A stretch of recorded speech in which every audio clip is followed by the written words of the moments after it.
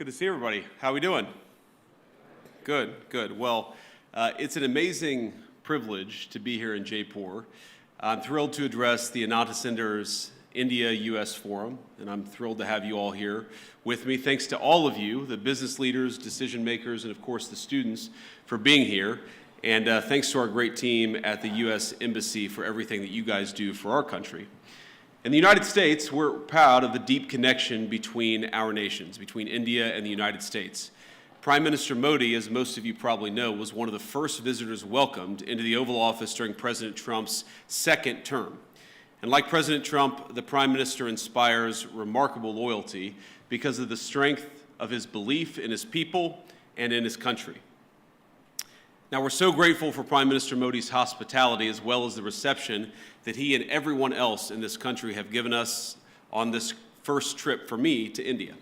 This is my first time visiting the birthplace of my wife's parents, and she's, of course, in the front row there. There you are, Usha. Thank you. She's a bit of a celebrity, it turns out, in India, I think more so than her husband. But I haven't been here long, but already I've been fortunate enough to visit the Akshardham Temple. Did I pronounce that right, honey? I did okay? All right. With my family this morning, as a matter of fact. And last night, Prime Minister Modi welcomed me, Usha, and our 3 small children at his beautiful home. I've been amazed by the ancient beauty of the architecture of India, by the richness of India's history and traditions, but also by India's laser-like focus on the future. And those things, I think this appreciation for history and tradition and this focus on the future is very much something that I think animates this country in 2025. Now, in other countries I've visited, it sometimes feels like there's a flatness, a saneness, a desire to just be like everyone else in the world. But it's different here. There's a vitality to India, a sense of infinite possibility, of new homes to be built, new skylines to be raised, and lives to be enriched. And there's a pride in being Indian, a feeling of excitement about the days that lie ahead. Now, it's a striking contrast with too many in the West, where some in our leadership class seem stricken by self-doubt and even fear of the future. To them, humanity is always one bad decision away from catastrophe. The world will soon end, they tell us, because we're burning too much fuel, or making too many things, or having too many children. And so, rather than invest in the future, they too often retreat from it. Some of them pass laws that force their nations to use less power. They cancel nuclear and other energy generation facilities, even as their choices, the choices of these leaders, lead to more dependence on foreign adversaries. Meanwhile, their message to their friends, to countries like India, is to tell them that they're not allowed to grow. Well, President Trump rejects these failed ideas. He wants America to grow, he wants India to grow, and he wants to build the future with our partners all over the globe.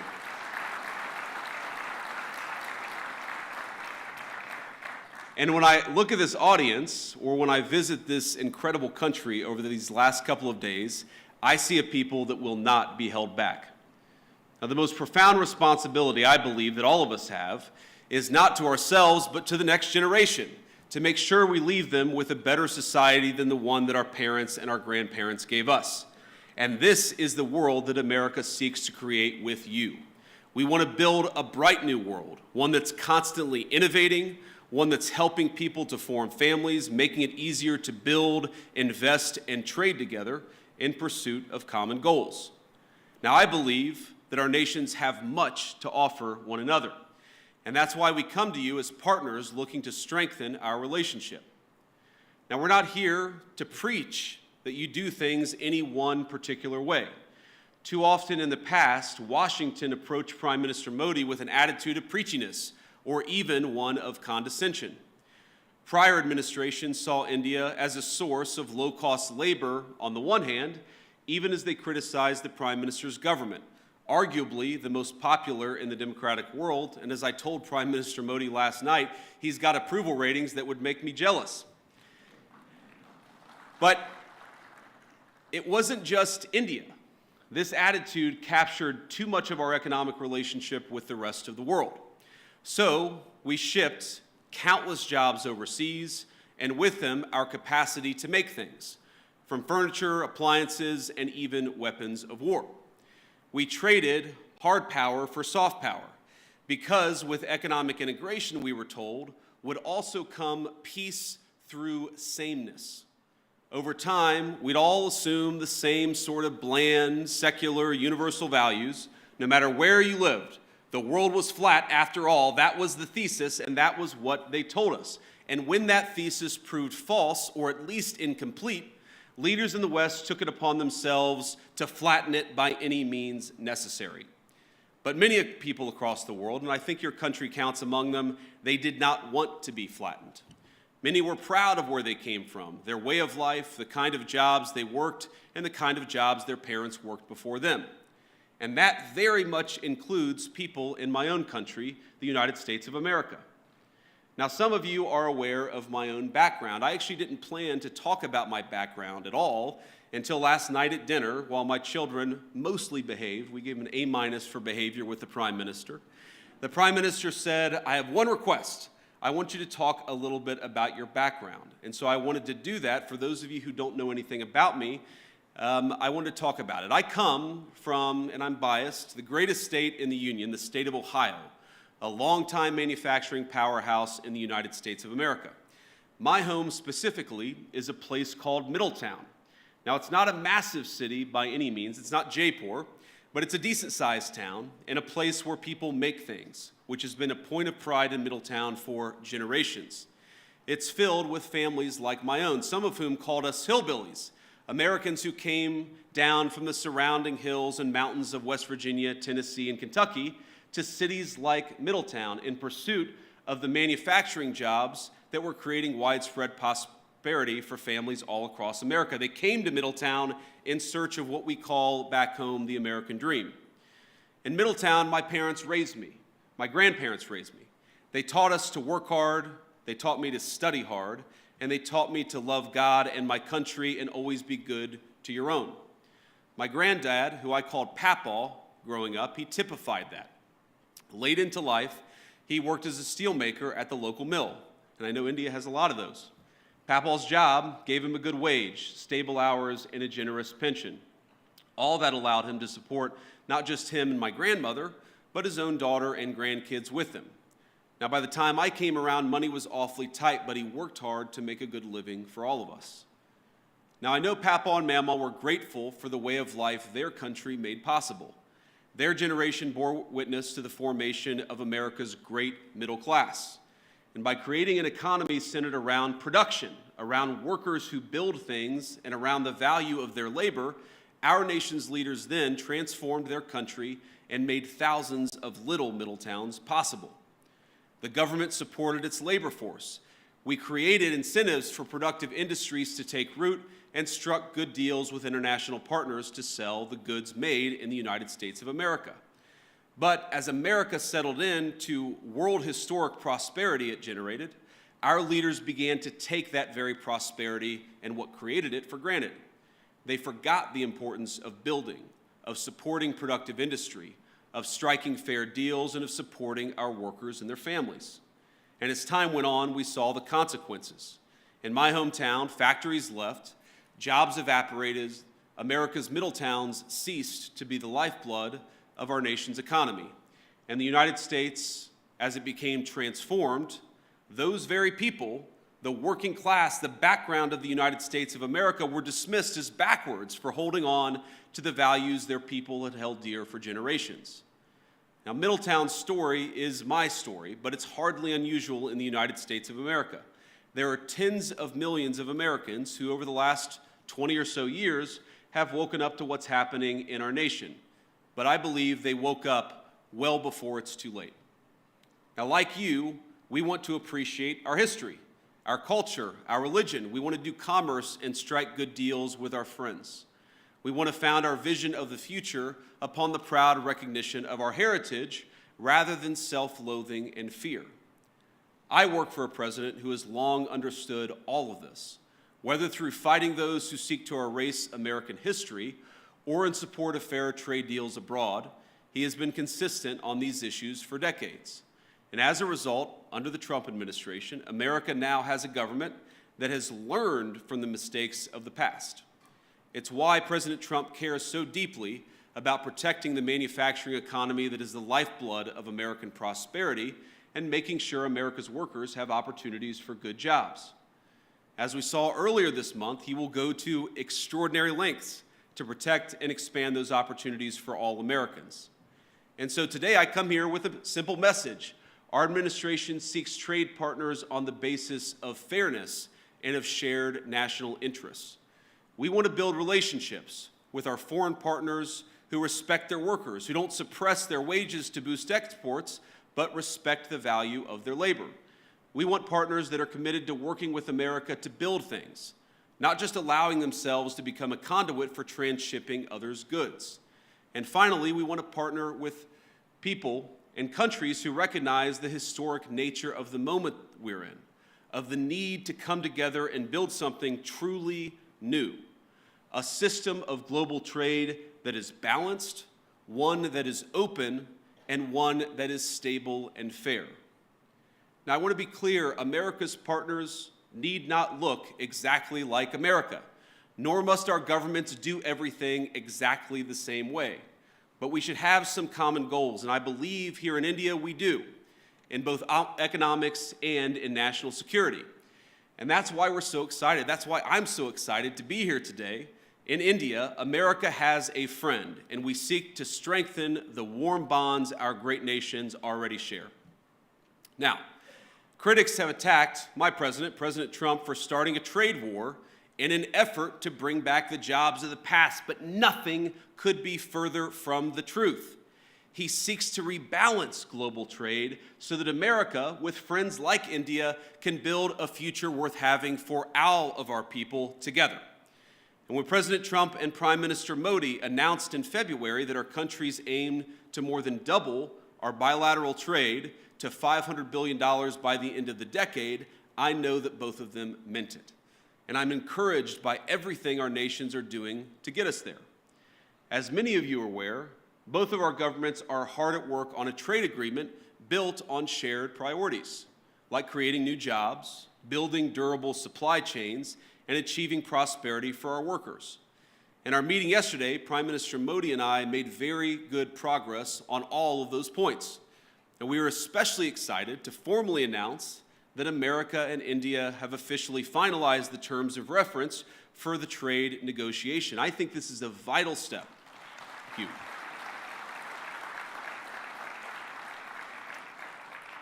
And I believe this is a vital step toward realizing President Trump's and Prime Minister Modi's vision, because it sets a roadmap toward a final deal between our nations. I believe there is much that America and India can accomplish together. And on that note, I want to talk about a few areas of collaboration today, how India and the United States can work together. First, perhaps most importantly, to protect our nations. Second, to build great things. And finally, to innovate the cutting-edge technologies both our countries will need in the years to come. Now, on defense, our countries already enjoy a close relationship, one of the closest relationships in the world. America does more military exercises with India than we do with any other nation on earth. The U.S.-India Compact that President Trump and Prime Minister Modi announced in February will lay the foundation for even closer collaboration between our countries. From javelins to Stryker combat vehicles, our nations will co-produce many of the munitions and equipment that we'll need to deter foreign aggressors. Not because we seek war, but because we seek peace, and we believe the best path to peace is through mutual strength. And launching the Joint Autonomous Systems Industry Alliance will enable America and India to develop the most state-of-the-art maritime systems needed for victory. It's fitting that India, this year, is hosting the Quad Leaders Summit this fall. Our interests in a free, open, peaceful, and prosperous Indo-Pacific are in full alignment.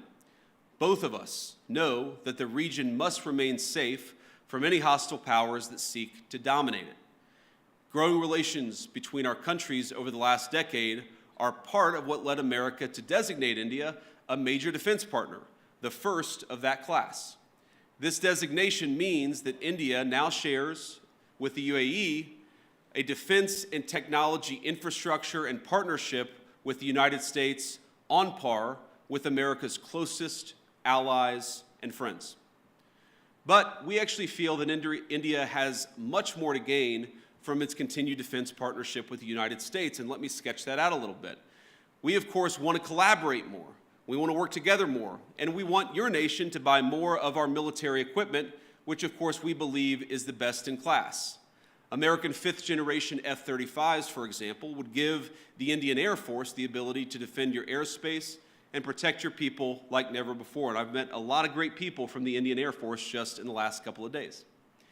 India, like America, wants to build, and that will mean that we have to produce more energy. That's more energy production and more energy consumption. And it's one of the many reasons why I think our nations have so much to gain by strengthening our energy ties. As President Trump is fond of saying, America has once again begun to drill, baby, drill. And we think that will inure to the benefit of Americans, but will also benefit India as well. Past administrations in the United States of America, I think motivated by a fear of the future, have tied our hands and restricted American investments in oil and natural gas production. This administration recognizes that cheap, dependable energy is an essential part of making things and is an essential part of economic independence for both of our nations.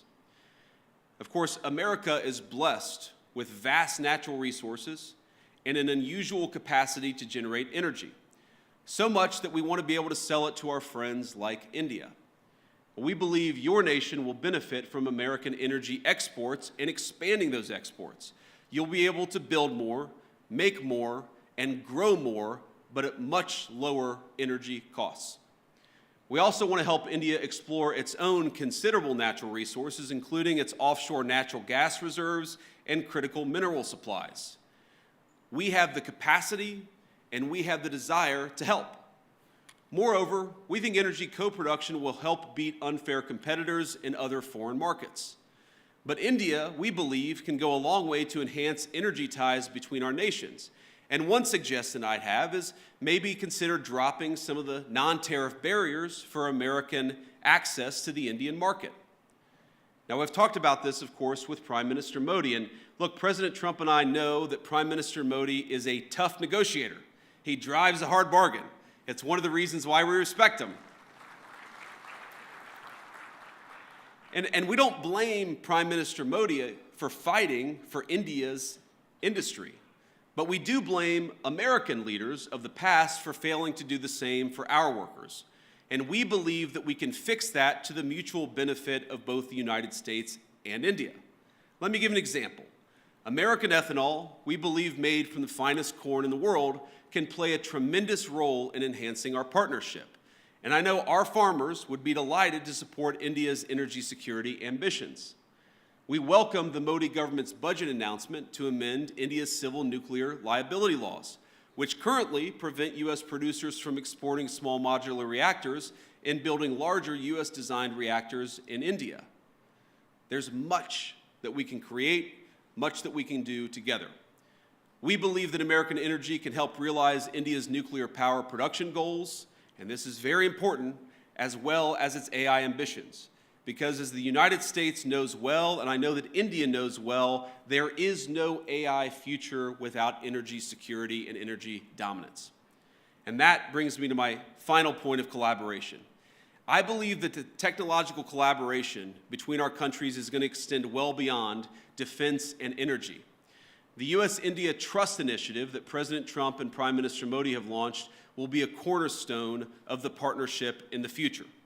It'll build on billions of dollars of planned investments that American companies have already announced across India. In the years to come, we're going to see data centers, pharmaceuticals, undersea cables, and countless other critical goods being developed and being built because of the American and Indian economic partnership. And I'll say it again, I think that our nations have so much to gain by investing in one another. America investing in India, and of course, India investing in the United States of America. And I know that Americans, our people, are excited about that prospect, and that President Trump and I are looking forward to stronger ties. Americans want further access to Indian markets. This is a great place to do business, and we want to give our people more access to this country. And Indians, we believe, will thrive from greater commerce from the United States. This is very much a win-win partnership. It certainly will be far into the future. And as I know this audience knows better than most, neither Americans nor Indians are alone in looking to scale up their manufacturing capacity. The competition extends well beyond cheap consumer goods and into munitions, energy, infrastructure, and all sorts of other cutting-edge technologies. I believe that if our nations fail to keep pace, the consequences for the Indo-Pacific, but really the consequences for the entire world, will be quite dire. And this, again, is where India and the United States have so much to offer one another. We've got great hardware, the leading artificial intelligence hardware in the world. You have one of the most exciting startup technology infrastructures anywhere in the world. There's a lot to be gained by working together.